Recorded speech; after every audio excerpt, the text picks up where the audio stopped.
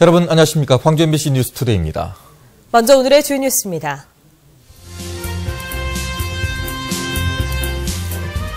여수 세계 박람회 사후 활용을 위한 정책 토론회가 국회에서 열렸지만 구체적인 정책이 나오지는 않았습니다.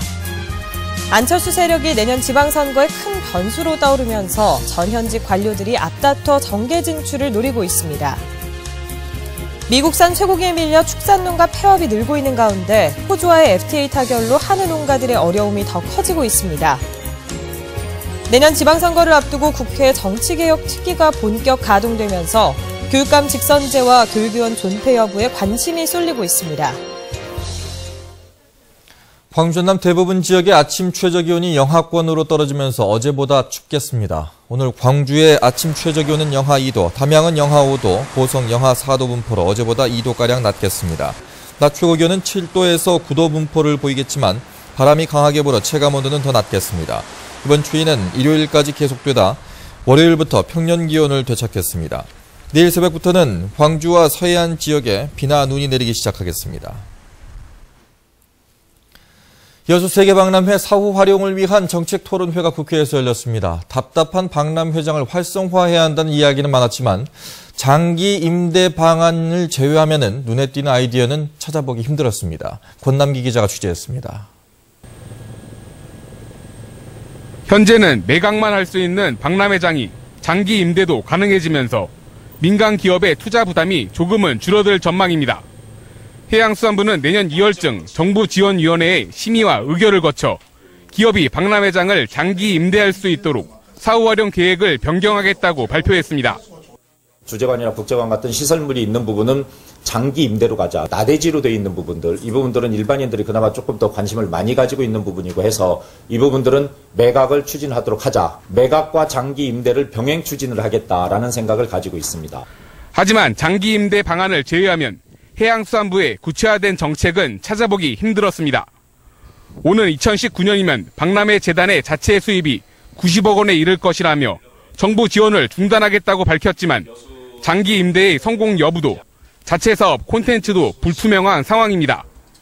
또 여수 프로젝트를 위해 1,000억 원 규모의 기금을 기업들의 기부를 통해 조성하겠다고 했지만 유치 당시 가장 적극적이었던 현대차마저 검토조차 안 하는 등 기업은 냉담합니다. 또 선투자금을 반드시 상환한다는 것을 또다시 강조함으로써 재투자를 주장하는 남해안 지역 시민단체와의 주장과는 큰 온도차를 보였습니다. 저희들 분명히 기재부에도 얘기를 합니다. 이건 갚는다. 어쨌거나 우리가 갚기로 약속을 한 거고 맨 처음에 받을 때부터 갚는다. 그렇게 얘기를 하고 있습니다. 민간기업 투자에 박람회장 사후 활용에 성패를 걸고 있는 지금에선 앞으로 장기 임대를 통한 기업 유치가 박람회장 활성화 여부를 결정짓는 가장 큰 변수가 될 것으로 보입니다. MBC 뉴스 권남기입니다. 이 지역의 수출액이 사상 처음으로 600억 달러를 넘을 것으로 보입니다.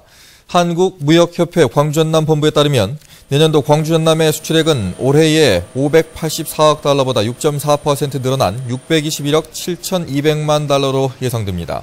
수입도 올해 501억 7천만 달러에서 내년에는 546억 6,700만 달러로 사상 최대치로 전망됐습니다. 미국과 중국, 일본 등 주요 수출국의 경제 회복에다 반도체와 자동차 지역 주력 수출 품목의 수출 단가 상승세가 확대될 것으로 보이기 때문입니다.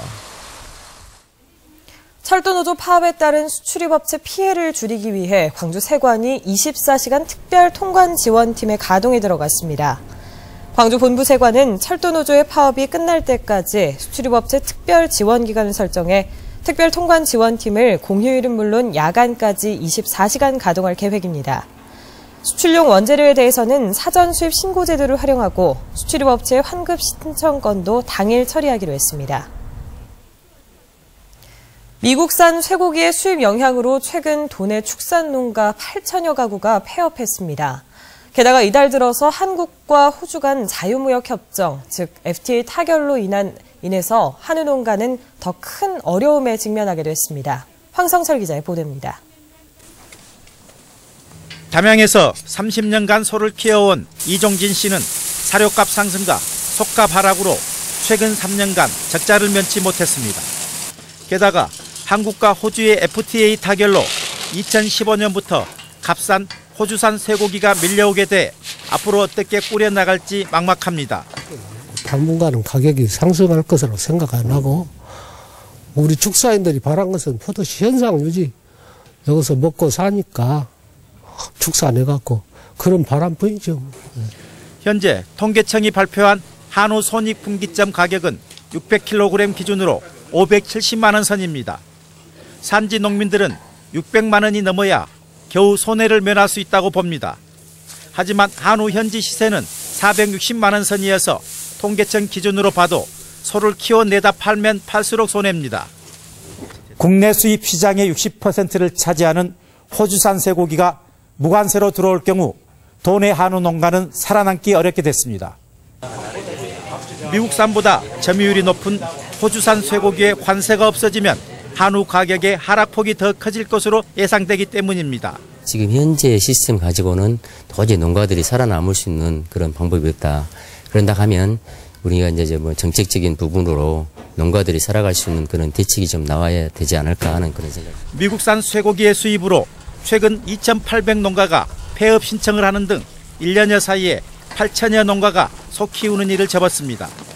도내 축산업을 이대로 방치한다면 한우 산업 기반은 완전히 붕괴될 전망입니다. MBC 뉴스 황성철입니다. 내년 지방선거를 앞두고 전 현직 관료들이 정계 진출을 노리고 있습니다. 이번에는 유독 그런 현상이 심해 보이는데 왜 그런지 윤근수 기자가 짚어봤습니다. 정년을 3년 이상 남겨놓고 명예퇴직한 광주시 상수도 사업본부장이 서구청장 출마를 선언했습니다. 새로운 정치, 기존 정치인 의식과 행동을 완전히 바꾸는 정치를 소망하며 그 소망을 바로 행동으로 옮기는 정치 세력과 함께하기에 저는 정치 일선에 나서게 된 것입니다. 광주시에서만 간부 공무원 3명이 내년 지방선거 출마를 위해서 명예퇴직했거나 명퇴를 신청했습니다. 안철수 진영의 실행위원 가운데도 지방선거 출마를 노리는 전직 관료들이 10명 이상 포함되어 있습니다. 공직자들의 정계 진출 바람은 나라고 못할 것 있냐는 자신감이 우선 배경으로 보입니다. 실제로 광주의 경우 5개 구청장 가운데 동구와 서구, 북구청장 등 3명이 전직 관료 출신이고 전남에서도 장성, 곡성, 구례, 보성, 강진 등 5개 지역의 군수가 관료 출신입니다. 안철수 세력의 출현으로 선택지가 넓어진 측면도 있습니다. 저는 신당이 없으면은 민당 속에서는 틈도 없고 생각이야 의지야 100% 강하지만은 비현실적이고 제가 갖고 있는 역량으로는 부족하다는 저는 생각을 포기할 것입니다. 민주당이 일당 독주할 때는 비정치인으로 당내 경쟁을 뚫기가 쉽지 않았지만 새로운 활로가 생긴 셈입니다. 공직자들의 정계 진출은 풍부한 행정 경험으로 자치단체에 도움을 줄 수 있고 참정권을 보정한다는 측면에서도 긍정적일 수 있습니다. 다만 퇴직을 앞둔 관료들의 인생 이모작으로 변질되거나 정계 진출을 염두에 두고 공무원의 정치적 중립을 훼손하는 일은 경계해야 할 것으로 보입니다. MBC 뉴스 윤근수입니다. 내년 지방선거 개혁 방향을 결정할 국회 정치개혁특위가 본격 가동됨에 따라 지방교육자치법도 수술대에 오르게 됐습니다. 특히 교육감 직선제와 교육의원 폐지 여부에 교육계에 관심이 모아지고 있습니다. 박수인 기자입니다. 지난 2010년 개정된 교육자치법에는 내년부터 교육 경력이 없는 사람도 교육감 선거에 출마할 수 있도록 돼 있습니다. 또 광역의회에 소속된 교육의원 제도는 일몰제가 적용돼 내년부터 폐지됩니다. 교육계에서는 진보와 보수를 막론하고 교육 경력 조항 삭제와 교육의원 일몰제에 반대하고 있습니다. 교육의 자주성이나 전문성이나 특히 정치적 중립성은 헌법에 보장되어 있는 내용입니다. 그런데 헌법과 유배된 결과를 새로운 법이 지금 만들어진 거예요. 교육의원의 경우 일몰제가 지방선거 전체에 미치게 될 영향도 무시할 수 없습니다. 재선 기회가 차단된 일부 교육의원들은 교육감 선거 쪽으로 일찌감치 눈을 돌리거나 지역구 시의원 출마를 고려 중인 것으로 알려졌습니다. 어느 정도 좀 희망이 보인다거나 이제 이런 것이 보이면 모르는데 지금 상태에서는 여야 우리 정계특위에서 어떻게 진정이 될지 정말 사실은 오락가락하거든요. 막연하거든요. 교육감 직선제가 현행대로 유지될지도 관심사입니다. 새누리당은 광역단체장과 교육감을 러닝메이트로 묶는 방안을 국회에 제출했고 민주당은 교사와 학부모로 투표권을 제한하는 제한적 직선제와 교육감 선거를 지방선거에서 분리하는 방안을 고민 중입니다. 이번 주 가동을 시작한 국회 정개특위는 다음 달 말까지 교육자치를 비롯한 지방선거에 새 틀을 짜야 합니다. 내년 지방선거까지는 반년도 남지 않았습니다. 선거관계법 개정은 시간에 쫓기고 있고 교육자치의 향방도 여전히 안개 속입니다. MBC 뉴스 박수인입니다. 전라남도 선거관리위원회는 전경태 전 구례 군수를 선거법 위반 혐의로 수사 의뢰했다고 밝혔습니다. 전라남도 선관위는 전경태 전 군수가 지난 7월부터 9월 사이에 자택과 마을회관 등에서 10여 차례에 걸쳐 주민들에게 식사를 대접하며 선거에 도움을 줄 것을 호소한 정황이 포착돼 수사를 의뢰했다고 밝혔습니다. 의사들이 거리로 나섰습니다. 정부가 추진 중인 원격의료 법안이 핵심적인 이유인데요. 하지만 내면을 들여다보면 서울의 대형 병원만 살게 되고 지역 의료 체계는 붕괴될 것이라는 위기감이 작용하고 있습니다. 송정근 기자입니다. 환자를 돌보던 의사들이 거리로 나와 구호를 외칩니다. 정부가 추진 중인 원격 의료 법안을 반대한다며 가도 시위에 나선 겁니다. 원격 의료 허용되면 의료 기반 무너진다! 무너진다! 무너진다! 무너진다! 지난 10월 정부는 원격 의료를 허용하는 법안을 입법 예고했습니다. 노인이나 도서 지역에 사는 주민 등의 의료 편의를 위해서 시행하겠다는 건데 다른 지역에 있는 의사와 환자를 모바일 등으로 연결해 의료 행위를 할 수 있게 하겠다는 겁니다. 하지만 지역 의료계와 시민단체들은 이 법안에 대해 반발하고 나섰습니다. 원격 의료가 적용되면 서울의 5손가락 안에 드는 대형 병원으로만 환자들이 몰려 결국 지역 의료 체계가 붕괴될 거라고 말합니다. 게다가 화면으로 환자를 진찰하기 때문에 오진율이 높아질 거라고 주장합니다. 지역 병원에서는 이제 수도권 병원에 대한 손님 현상이 지역병원에서 문제가 있었고 지역 병원이 계속 무너지게 된다면 의료 접근성도 크게 떨어지게 됩니다. 의료 소비자들은 엇갈린 입장을 보입니다. 집안에서 병원 치료를 받을 수 있기 때문에 편리하겠다는 사람과 원격 의료 행위를 믿을 수 있겠냐며 반대하는 사람들로 의견이 분분했습니다. 첨단 시대니까 집에서 할 수 있으면 그것도 괜찮죠. 마음 편하지. 어떻게 믿음이 가요? 1:1로 이렇게 환자하고 의사하고 같이 이렇게 다 맥박도 만져보고. 원격 의료 법안을 절차에 따라 국회에 상정하겠다는 정부. 간단하게 치료할 수 있는 감기마저 손쉬운 방법으로 대학병원에서 진찰받을 수 있는 가능성이 열리게 되면서 소비자들의 의료 가소비 현상을 걱정하는 목소리도 나오고 있습니다. MBC 뉴스 송정근입니다.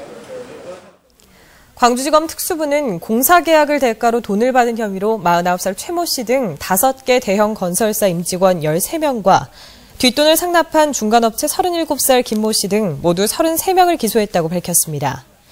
이들은 지난 2008년부터 지난 3월까지 아파트 공사 계약을 대가로 수억 원을 주고받으며 공사 낙찰가를 미리 알려주거나 하자 보수를 요구하지 않은 혐의입니다.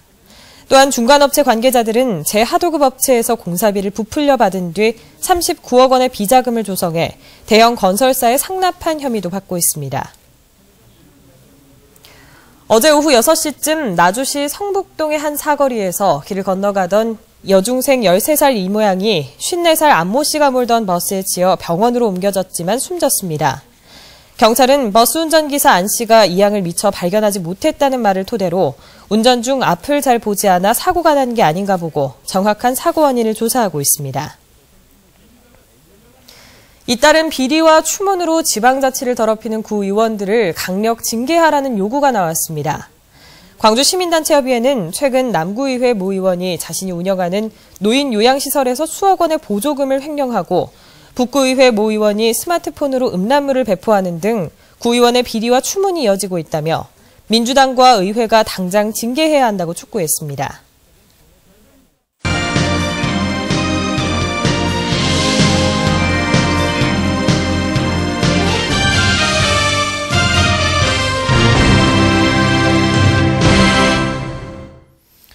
강진의 오랜 수건 사업인 신마항 개발 사업이 한창이지만 이 공사로 풍부한 해산물을 자랑했던 인근 바다가 죽어가고 있습니다.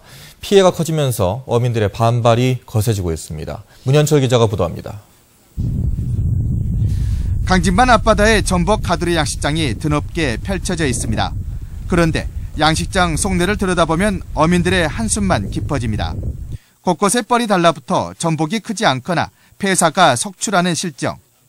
지천으로 널렸던 바지락도 바다 바닥에 쌓인 뻘 때문에 사라졌고 새끼 전복을 키우는 칩회장은 바닷물이 오염돼 생산량이 3분의 1로 줄었습니다. 어민들은 해상구조물 공사로 바닷물 흐름이 바뀌고 바닷속 퇴직이 빠르게 진행되면서 이 같은 피해가 발생한 것으로 추정합니다. 그런 예가 없었는데 지금 저 공사한 이후로 지금 뻘이 이렇게 차니까 피해는 여기서 그치지 않을 전망입니다. 어민들은 신망에 방파제를 추가로 건설할 경우 어업 피해가 강진만 해역 전체로 확산될 것을 우려하고 있습니다. 155m의 방파제를 짓게 되면 바닷속 변화가 더 심해지고 어업 피해가 완도, 해남까지 번질 게 불보듯 뻔하다는 겁니다. 육지와 섬이 제일 가까운 지역에 방파제를 구체하면 인위적으로 병목 현상이 일어나가지고 조로 소통이 너무 세고 그다음에 강진만에 유입된 물이 그 민물이 자동적으로 이렇게 좌우로 소통이 돼야 되는데 그 소통이 되지 않고 정체되기 때문에 그 문제가 큰 문제가 오는 것이죠. 전람도는 방파제 길이를 50m로 단축해달라는 주민 요구에 난색을 보이고 있습니다. 방파제의 정운도 확보 문제를 수치 모형 시험을 통해서 축소 여부를 결정을 해서 주민들하고 잘 협의해 나가도록 하겠습니다. 연안항으로 지정된 지 13년 만에 착공했던 신마항 건설 공사. 오랜 수건 사업이었지만 막상 공사로 인한 어업 피해가 커지면서 골칫거리가 되고 있습니다. MBC 뉴스 문현철입니다. 땅속 깊은 곳의 지열을 새로운 에너지원으로 이용하기 위한 성과 보고회가 열렸습니다. 광주시와 광주 지역 시추업체인 한진 DMB는 김대중 컨벤션 센터에서 성과 보고회를 열고 세계 최초로 지하 3,500m까지 굴착에 성공해 해당 깊이의 지열이 98도임을 확인했다고 밝혔습니다. 광주시는 지하 5km의 지열을 10%만 개발해도 국내 에너지 소비량의 200배에 달하는 에너지를 활용할 수 있다며 앞으로 지하 5km까지 굴착이 이루어질 계획이라고 설명했습니다. 광주시와 인권위가 세계 인권선언 65주년을 맞아 광주 문화예술회관에서 41개 인권시민사회단체가 참가한 가운데 인권선언문 낭독과 인권이야기 마당 개최 등 기념 행사를 열었습니다. 전국에서 유일하게 세계 인권선언 기념주간이 운영되는 광주에서는 12월 한 달 동안 광주시와 광주극장 등지에서 인권교육 대토론회와 인권영화 상영 등 다채로운 인권 행사가 열립니다. 전자랜드가 창고형 매장을 광주에 오픈했습니다. 전자랜드는 광주 서구 마륵동에 창고형 매장 프라이스킹 상무점을 열고 냉장고와 세탁기, 스마트폰 등 각종 전자기기를 시중보다 싼 값에 판매합니다. 이번에 문을 연 전자랜드 창고형 매장은 LED TV를 최고 50%까지 할인해 판매하는 등 350평의 대형 매장에 생활용품을 할인가로 공급합니다. 2부 리그에 머물고 있는 광주FC가 2015년 1부 리그 승격과 함께 관중을 늘리기 위한 대책을 추진키로 했습니다. 광주FC는 중장기적 발전을 위한 대책을 마련하고 내년 시즌 총력을 동원해 1부 리그에 재진입하겠다고 밝혔습니다. 특히 월드컵 축구장 관중석에 캠핑존을 설치하고 부모와 어린이가 함께 축구장 체험을 할 수 있도록 하는 등 내년 시즌 관중을 경기당 3,000명 수준으로 늘리기 위한 방안을 추진할 계획입니다. 문화예술 크라우드 펀딩 마이밈은 신진 작가들을 위한 공모전을 진행합니다. 공모전 참가 자격은 광주와 전남 지역에서 활동하는 신진 작가나 작가 지망생으로 오늘 16일부터 다음 달 19일까지 마이밈 사이트를 통해 응모하면 됩니다. 선정된 작가들은 크라우드 펀딩을 통해서 전시 비용을 후원받아 내년 3월부터 갤러리 스페이스형에서 작품을 전시하게 됩니다. 다음은 희망 2014 나눔 캠페인에 성금을 보내주신 분들입니다. 전라남도 나주시 공산면 금국 1구 주민들이 14만 8천 원, 공산면 화성 3구 주민들이 6만 원, 공산면 사방 3구 주민들이 15만 원, 가송 1구 주민들이 12만 원, 가송 3구 주민들이 6만 5천 원을 보내주셨습니다. 공산면 백사 1구 주민들이 14만 원, 공산면 금곡 4구 주민들이 20만 원, 화성 2구 주민들이 25만 2천 원, 상방 1구 주민들이 20만 원을 보내주셨습니다. 전남 장성군 3계면 사창 3리 주민들이 8만 원, 3계면 사창 4리 주민들이 6만 4천 원, 월연 1리 주민들이 9만 2천 원, 상도 1리 주민들이 8만 6천 원, 능성 1, 2 주민들이 9만 4천 원, 능성 1, 2 주민들이 6만 6천 원을 보내주셨습니다. 삼계면 발산 1, 2 주민들이 6만 8천 원, 삼계면 덕산리 주민들이 5만 6천 원, 수산 1, 2 주민들이 4만 4천 원, 부성 1, 2 주민들이 7만 원, 내계 1, 2 주민들이 13만 원, 생촌 1, 2 주민들이 5만 원을 보내주셨습니다. 전남 화순군 춘향면 용곡리 주민들이 7만 2천 원, 춘향면 마루 요양병원에서 10만 원, 춘향면 가정어린이집 연합회에서 10만 원을 보내주셨습니다. 전남 완도군 금당면 번영회에서 20만 원, 금당면 어촌계 협의회에서 50만 원을 보내주셨습니다. 광주 서구 상무 2동 15통 중흥 광명 아파트 주민들이 46만 3천 원, 광주 광산구 어룡 초등학교 5학년 학생 및 교사들이 53만 3천 원, 광주 남구 월산사동 이한복 씨가 10만 원을 보내주셨습니다. 성금을 보내주신 분들께 감사드립니다.